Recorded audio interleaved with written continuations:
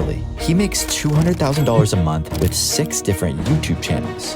And the crazy part is, he's actually an introvert. I flew out to California to get his story and ask him exactly how he got good at YouTube and the monetization strategy he uses to make over $2.4 million a year. Most of my money is made through right now. Charlie started his journey making $0 for months. Then he learned a secret and created one video that would change everything. In the actual video itself, we had a lot of.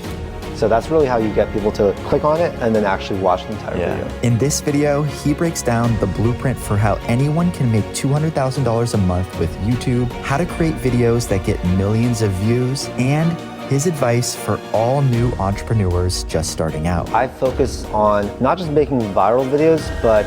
I'm Pat Walls, and this is Starter Story. Thanks for having me, man. Your place is awesome. Thank you. Thanks for coming. Tell me about yourself and what you built. I'm Charlie. I'm 31 years old, and I am an entrepreneur in Southern California.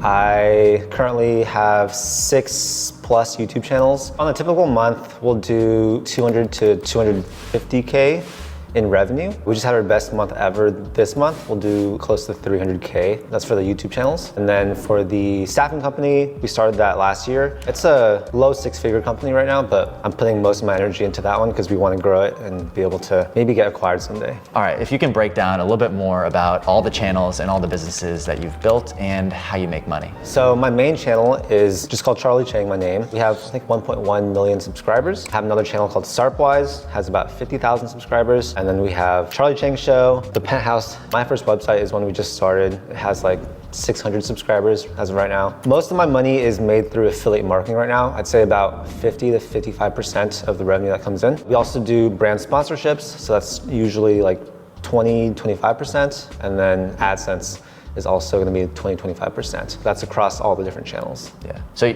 you're a subscriber of Starter Story, right? I am, yeah. For about, I think, 6 months now. Nice. What do you like about it, or what do you use it for? So I think a huge part of how I was able to do pretty well was because I spent a lot of my time brainstorming, learning, like seeing what other people do. So that's why, yeah, I think I get a ton of value from Starter Story just because these are like crazy case studies. It just allows me to stay on trends. It allows me to see how other people do it. I sort of view it as like a mentorship. Yeah, that's awesome. If anyone is looking for ideas for their own business, you can check out starterstory.com, learn from thousands of founders who are just a few steps ahead of you, people that haven't necessarily raised money from VC or have super rich parents. These are case studies of people that turned a simple side projects or passive income sources into businesses that completely changed their lives. So check it out in the link in the description. Tell me about what life was like growing up and how you became an entrepreneur.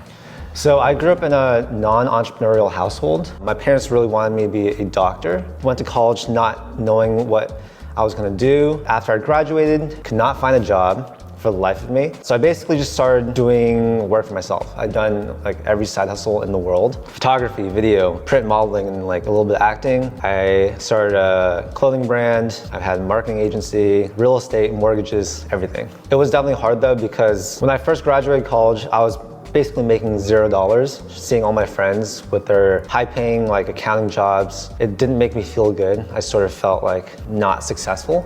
But I think there are a lot of people out there in a similar situation where they don't want to go the traditional route. They don't want to do something that their parents want them to do. And if I could just tell them one thing, it's like with enough persistence, with enough risk taking, you can just pretty much do anything you want. After a little bit, I sort of started getting some more clients and stuff like that. I was making about like $50,000. And then in 2020, that's basically when the YouTube channel started taking off. I think I made $750 in one single day from AdSense. And that's when I was like, dang, this could be something big. What did you do after that? I just basically started learning a ton about YouTube, how to monetize, how to make more content, did a ton of brainstorming on what types of content I can make that were doing well at that time. I just started making videos almost every single day. I was like, if I can make this opportunity work, it's gonna be life-changing. The growth was pretty fast, like 500 to 1,000 subscribers per day. In terms of AdSense, we were doing maybe 10 to 20K a month. Wow. Yeah, so that was a huge change for me. Wow. And were you just doing it all by yourself? Then you said we, but was it just you? Yeah, that was completely me. Yeah. So I did everything myself. Yeah.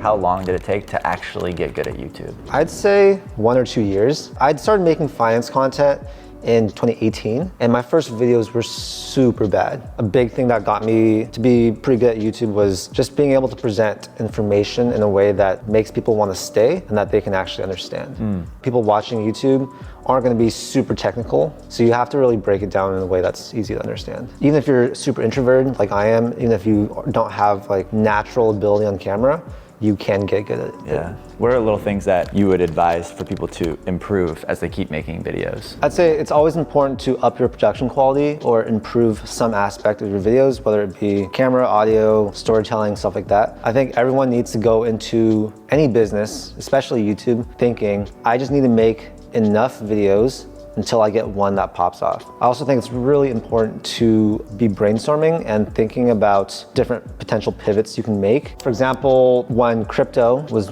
booming, I started making content about crypto. When stocks were booming, I started making content about stocks. When side hustles were booming, I started making content about side hustles. I understand what types of things people are looking for, and I make content that doesn't need to be brand new for it to be relevant. How do you really get views on YouTube? How do you make great videos that get millions of views? I focus on not just making viral videos, but making videos that people are searching for. One of my most popular videos is just talking about my different sources of income. So something like that, where you have an age that people can relate to, big number like 10 sources of income, people are like, whoa, and then a dollar amount just really makes them curious to click on it. Those types of titles have done really well for me. So a huge part of my channel is evergreen SEO content. For example, how to invest in stocks. I'll make something like that. That's something that people are actively searching for. I don't focus just on the virality. I prefer to go the searchable route. Yeah. In terms of the videos that perform extremely well too, for example, I did a video called Asking Coachella VIPs what they do for a living. I thought that was the perfect blend of an experience that most people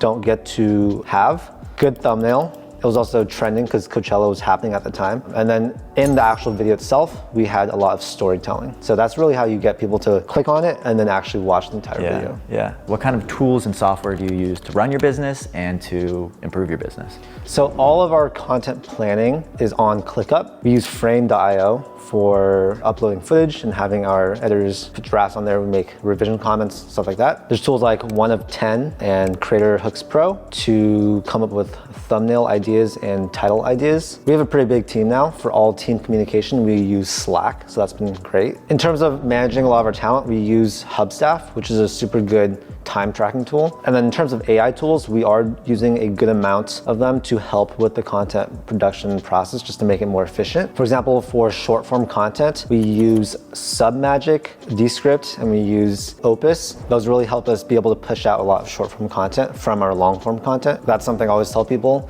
If you make long form content, you might as well cut that up into short form content. All right, let's break down some of the financials behind the business. Okay. How much does it cost to run this business and what does your team look like? For the media business, we currently have 26 people. There's me, there's my COO, which is the other guy that's local. Under him, we basically have 2 or 3 different project managers. Each of those project managers works with a ton of video editors, thumbnail people, a graphics person, a website person, a lot of miscellaneous roles like that. Yeah. In terms of the cost to run that team, it's about $25,000 a month. And that's because we're just so heavily using overseas talent. And how were you able to find a lot of these team members? Combination of Upwork, Fiverr, online jobs, but most of our current team members are actually from Paired, which is the overseas staffing company. Right, you're using your own app to... Oh yeah, 100%. Yeah. It's cool. the perfect pairing. Yeah. Hiring overseas is great, but it's super hard to find really talented people. So we basically have our local recruitment teams. They go out there,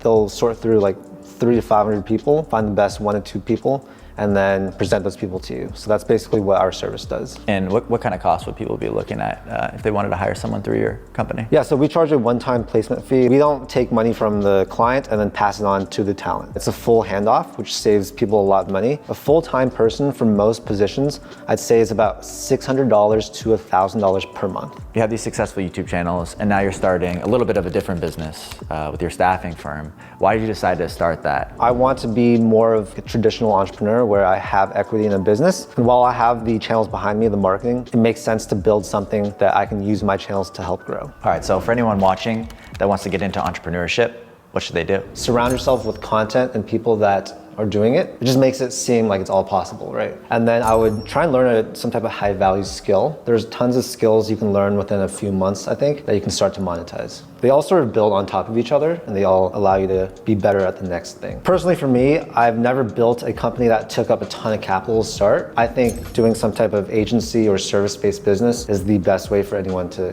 get started. For any of the viewers watching, if you want to get started with an agency or service model, you can check out our 100 productized services where you can learn exactly how businesses are using the productized service model, how much money they make, how they grew, how they got customers. That's in the link down below in the description. Another thing that I've learned recently is really not trying to do everything myself. I used to think that I wanted to be a solopreneur for the rest of my life, but after you hire your first person, you realize, oh, okay, this is what an actual business is, right? Because it's a business that can run without yourself. You don't need to always be there for it to work. Some people that might be watching this may be feeling a little bit of analysis paralysis on what idea they should start. What's your answer to that? What I would tell them is just don't overanalyze it. Pick something. If it's the wrong answer or if it's the wrong thing, then you'll just learn from that and you won't make that mistake. If it's the right thing, then you made a fast decision, right? Yeah. I think speed for successful people is such a universal trait. For anyone that thinks they're in a rut or they want to have a big breakthrough, I'd say one thing they can do is really change their environment or change their routine like completely. And same thing with location. If you're stuck in a city where you feel like you're not growing as much as you should be, move to a different city. All right, tell me what a day in the life is like for you. Every day is quite different, which I think is the best part about entrepreneurship, at least for me. I usually wake up 5:30 to 6:30 a.m., do a little morning routine, probably hit the gym, get some work done, and then the rest of the day is just working, going out. How much do you usually work per day? I'd say a typical work week is gonna be 30 to 50 hours of actual work, and then who knows how much brainstorming and just thinking about it. Yeah. So you're always on kind of thing. I think I'm always on. Yeah. It's like a lifestyle business, right? I try and make my life part of the business, and I enjoy having that mix. Yeah. What do you like to do for fun or for leisure? I like to work out. I like to watch Netflix with my girlfriend, play pickleball, play music. And this business has also afforded you some nice cars. You have a car buying habit. I wouldn't say it's a car buying habit, but yeah, I have 3 cars now, I guess. What you got? I have an RV Sprinter van that we just got. I have a Range Rover and I have a Ferrari. Why did you buy the Sprinter van? Tax write-off. If you were to give any advice to your younger self when you were just starting out with the side hustles, what would that be?